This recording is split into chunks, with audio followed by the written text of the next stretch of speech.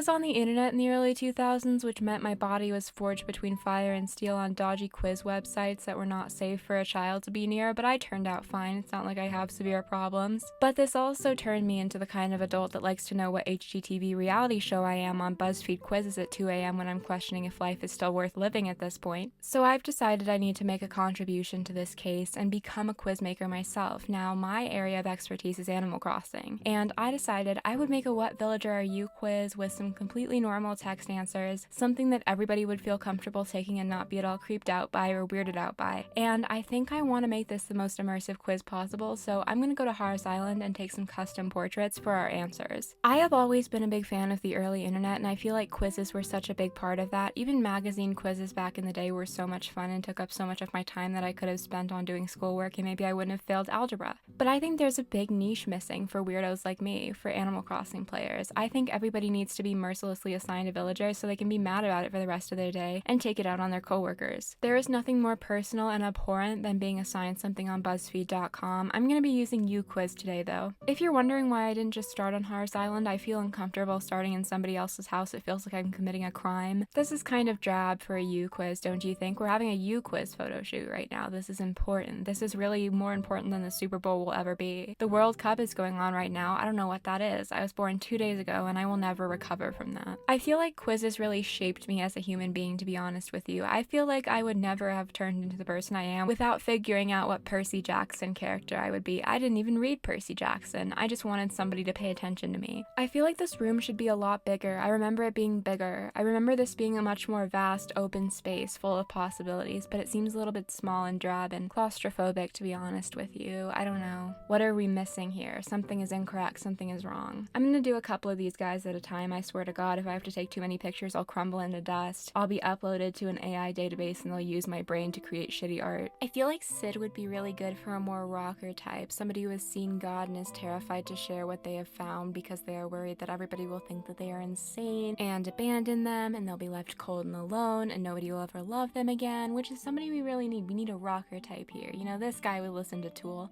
Sid knows there's only so long you can go without the mask slipping down. It's a really interesting take that he has on this earth because he's been through so many lives and has to leave them all behind day after day after day. He hasn't settled in one place in a while, but that's okay because there's a Starbucks everywhere.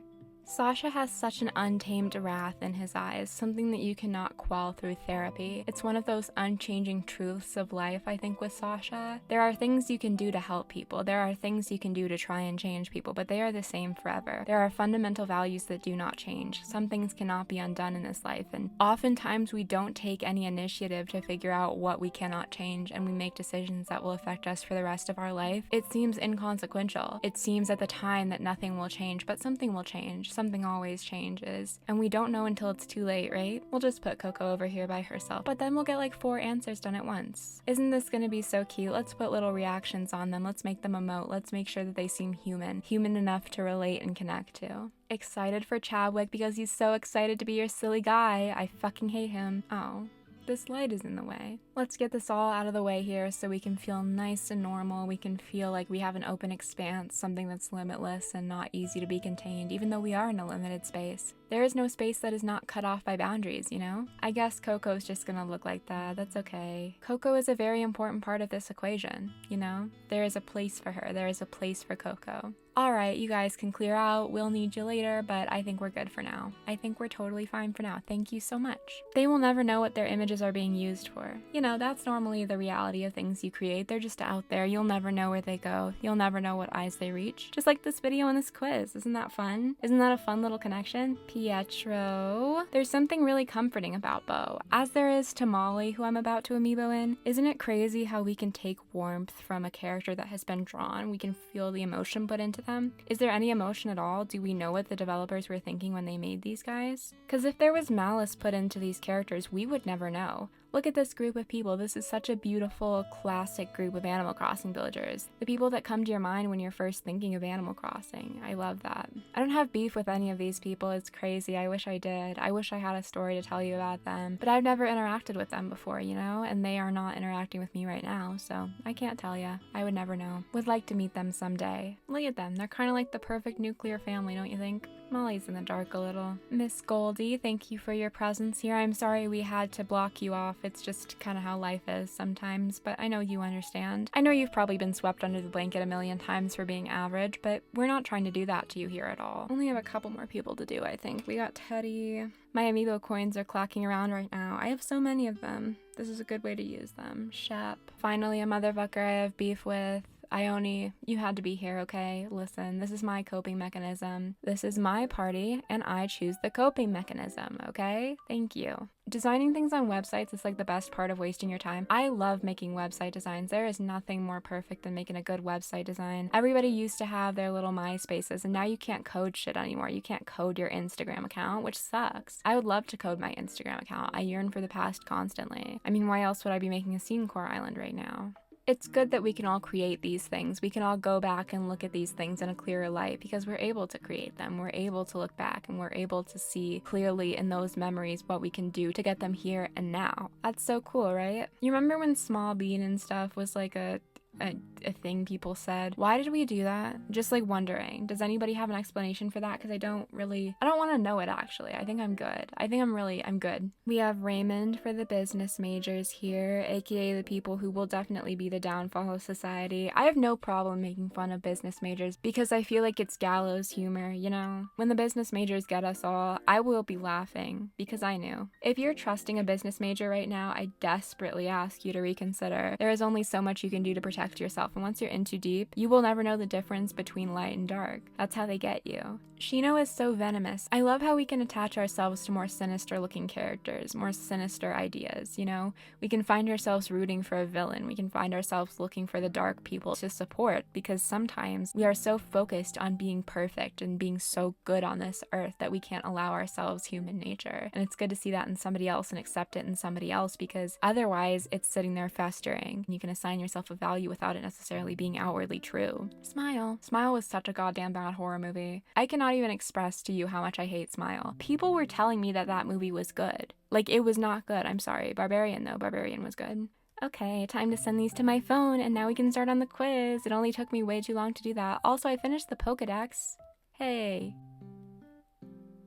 Anyway. I would say the hard part is officially done. We can finally go on to you quiz, and I have a couple ideas. Very simple and easy quiz name here, nothing to gawk at, just which Animal Crossing villager are you? No caps or anything. We don't want anyone to feel intimidated when they take this quiz. We want people to enter it with a very calm atmosphere around them, not knowing what they're getting into, but not fearful of it either. Fear can cause you to close up a little bit. We want this to be honest, true answers, and I think the only way we can achieve that is lowering guard. Honestly, gonna take away the punctuation too. I feel like the punctuation could be intimidating. We want people to think that this is a very easy quiz to take, right? Quiz introduction. Interesting. We're gonna add bestie too to make people feel like this is a quiz that knows them. This is a quiz that is gonna get it right. They're not gonna be offended by the answer. It's gonna be a good feel-good area, which it might, or it might destroy you as a person. Okay, great. See, this is so much more simple than taking pictures. I hate taking pictures at Har's Island. I always feel like he's watching me. Add some questions. Question 1. I feel like we should start really simple, kind of work up to some more soul-searching questions, but nothing too dark or too confusing at all. You can tell a lot about somebody by the way they answer yes or no question, the flares they use, the kind of inflection in their voice. And since we can't do that, we'll just add a couple different answers, right? That's too formal. How about hi? No. Hi.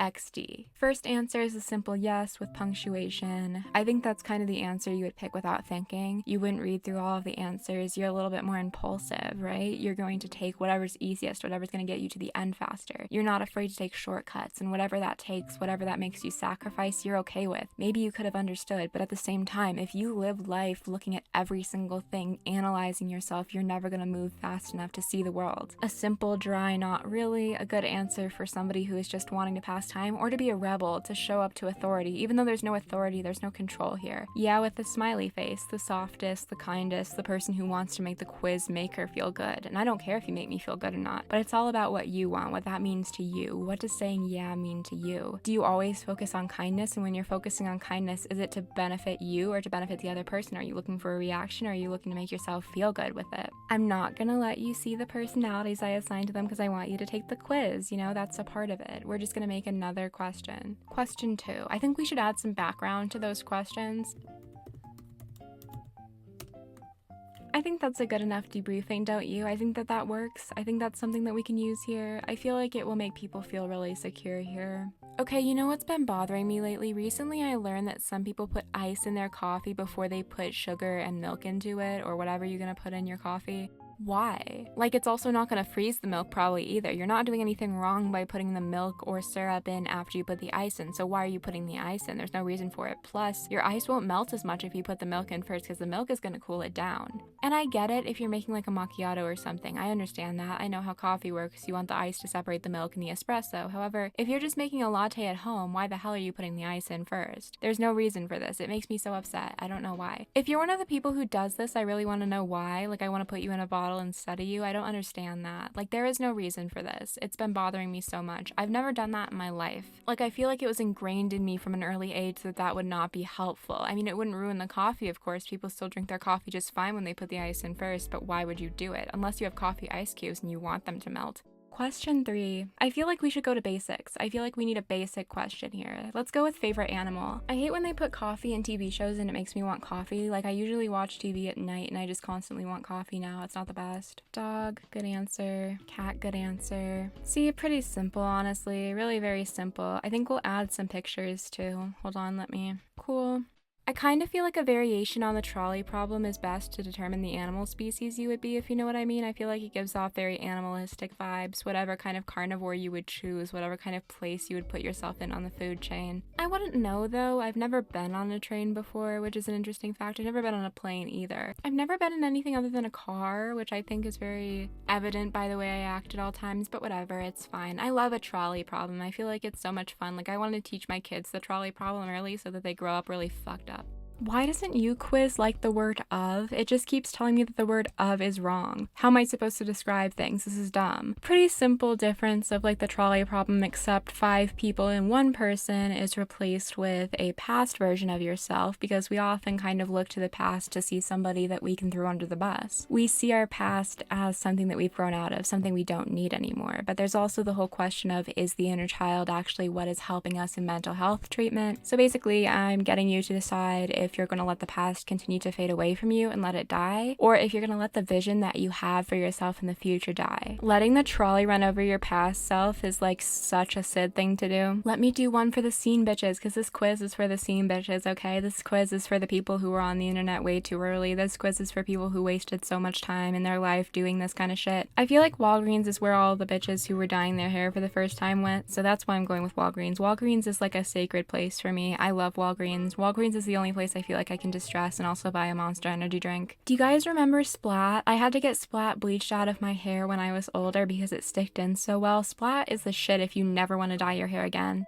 Is it me, or did Mariah Carey not defrost as much as she should have this year? I haven't heard enough Mariah Carey, and it's not that I want to hear it, I just feel unsafe without it. It's kind of like a fire alarm. You don't want to hear a fire alarm, but if it's not there, you're not going to be very happy about it. So I'm very confused. Where is Mariah at this time of year? Are we aging out of Mariah? Is Mariah okay? Is she happy? Is she still the legend we know her as, or is she fading away into obscurity? I don't think she's fading away, but where is she? Where has she been? Is she doing some kind of superhero work now? It's not that I don't like Mariah Carey either. I feel like she's just a part of the world, like the Eiffel Tower. It's not that I don't like the Eiffel Tower, but I don't necessarily love the Eiffel Tower either. The Eiffel Tower is one of the most overrated shits I've ever seen. I haven't seen it in real life either, but that's not the point. I think we need to add some actual Animal Crossing questions now. I feel like this quiz is straying a little too far from Animal Crossing and nobody's going to want to finish it because they came here for Animal Crossing, you know? I love a nostalgia question. Nostalgia is so good, especially because we just went with the scene questions, so it's all kind of tying together. I love it. I love it. I think this is going to turn out so good. We want people to get back into that old self that they've been burying for years and they don't want to look at. I really love making quizzes. I don't know. I just feel like this is really cathartic. I feel like making quizzes is something that everybody should do every once in a while. It's like a creative outlet. Did y'all see all the Elon Musk shit on Twitter? I have never laughed harder at a policy update in my life because there was no way he wasn't gonna get bullied off the goddamn platform for that, and he owns it. That's how brutal Twitter is. You can get bullied off your own platform, and in this case it was good. Like, they really wanted you to not promote your other social medias, as if that isn't what Twitter is partially. You would lose half of your user base for that, and it would make it inaccessible for creators. That sucks. However, I do want to see Elon Musk burn, so it was funny to me. If I could take the man, put him in hell, drag him back out, and put him back in hell, only to put him in heaven for a minute so he could see what it looks like, then drag him back down, I would do it. I don't know, I feel like there's something worse than being alive, and that is being dragged from purgatory to purgatory, and that's what I would want to do to Elon Musk. It's not anything personal, but it is. Absolutely it is. He's so good at claiming to be a philanthropist, and yet he can't even donate a single dollar. All of his goods are overpriced, especially internet, even though it's the only accessible internet in some areas. That is actually true. He's a special kind of con artist that is very good at preying on people who think that they are marginalized and they are not marginalized. I'm talking about all the MAGA hat wearers on Twitter. He can make them feel less oppressed on Twitter by telling them they're less oppressed on Twitter because they were never oppressed. You can just tell anybody anything and they'll believe it as long as they think that they were there in the first place. Don't trust Elon Musk, he fucking sucks. If there's anything you do in your life, just insult him, piss on his grave when he dies. This quiz is turning out a lot longer than I expected it to be, which is fine. I mean, that's totally okay, but I love when quizzes make you feel like you're just not thinking about anything. There's no critical thought to be had at all. You can just kind of lean into your chair and be fine. For a lot of these questions, I feel like there's something easy to answer, like it's already loaded into your brain. I mean, what kind of animal you like, what kind of color you would dye your hair. Those are things that you think about constantly and have ready to answer questions in small talk. That's kind of what I wanted this quiz to be. Nothing that's too stressful or hard to think about, nothing that'll take up too much of your time. Plus, relating yourself to a villager is a really fun thing for you to do. I feel like it can dig out some stuff that you never wanted to look at again. You spend your whole life hiding it, but it's there and it's gonna haunt you for the rest of your life. You know, everyone has something that haunts them. Everybody has a ghost in their background. Who's your ghost? Who is haunting you right now? Who's making sure that you don't click off of this video because it's not your own brain? You could click off of it anytime. I think I need to do some investigative reporting before I'm able to actually decide who I truly want to be in the quiz. I already took these pictures, but I'm having second thoughts now. I'm having a little bit of a difference in opinion, and I think I need to interview a couple of these people to see what kind of human psyche they might have inside of them, what their past is like, what traumas they may carry. And I think that the most interesting person to start with in that regard is Mott, because I can tell that he is some kind of anomaly. He's kind of like the protist category of human beings. He is nothing, but at the same time he can encapsulate anything. He can be whatever he needs to. Except slime molds are a lot cooler than this man because they actually do something for the environment and don't kill it. On occasion they kill it. I'm gonna psychoanalyze these people like it's their last day on Earth. I think that's the only thing I can do here to be a true reporter in this situation. I need to really know these people inside and out. I nearly sprained my creativity. He thinks creativity is something that can be... He thinks creativity is a being. He thinks he lives with a being of creativity, and he thinks that that being has so much control over him, but really he hasn't made anything worth looking at in his life, so I guess that's fine. I can understand. Maybe he's dead. Maybe the creativity being that lives inside of his brain has been dormant for years, rotting away and eating away at his flesh, and he just doesn't know that yet, so he's trying and failing to get it to wake up. But he's just kind of a terrifying human being, so I don't know what to do about that. He's very dehydrated, his brain is probably decaying, which is an interesting place to sort yourself into. I think he might be a good personality type. I think that's a good way of self-analyzing by seeing how insane you are compared to Mott. It's a good way to save money instead of going to the psychiatrist. I'm maybe like 3/4 of Mott's insanity, but I have more charisma than him, so it looks a little bit lesser. It looks a little bit more tolerable. I will take his free recipe though. He's trying to persuade me to stay in his house. I think he's lonely. I think he lacks any kind of human connection. Again, a really good place to compare yourself to in the personality quiz. What kind of questions would lead Mott to be a person? What kind of questions could we glean from him? Okay, Mott, question. Did you have a fear of Ellen DeGeneres when you were a child, or did you want to be like her? That's the most important question I need to know. Because here's the thing. When I was a child, I was a fan of Ellen DeGeneres. I wanted to be like Ellen DeGeneres. Did I know I was gay? No, that was not what this was about. I wanted attention, and I thought the only way that I could obtain attention was by being Ellen DeGeneres, and that's actually not true, unfortunately. There's Stella. Oh my god. Stella, you know how you and I are, my dear. Do I have a lost item? Did somebody plant this on me? Yeah, somebody did plant this on me. Great, thank you, Chatter. I'm in the middle of something. I'm trying to write a Harvard report right now, and you're just trying to sabotage me. He doesn't want me to know something about him, and I will figure it out. I will find this shit out, trust me. But first, Stella. I like to keep the area around my home cleared of weeds or fallen fruit. I just need it to look nice. I want to give a good impression before visitors even come inside. Also, what if my parents dropped by? Oh, her parents are alive. That's interesting to know. Does she like her parents? Her parents seem awfully judgmental if they're gonna have a problem with weeds. Weeds grow naturally. Alright, there's weeds everywhere. You can't deal with the natural reality of things. Horrifying, actually. That's terrifying. I don't think I can include Stella either, to be fair with you. I think that Stella is too closed off at this point for me to fully be able to insert her into this quiz. But Chatter, on the other hand, sounds like a horrifying method of figuring yourself out, and I really like that. Hi. Welcome to Casa de Chatter. That's Spanish for Chatter's crib.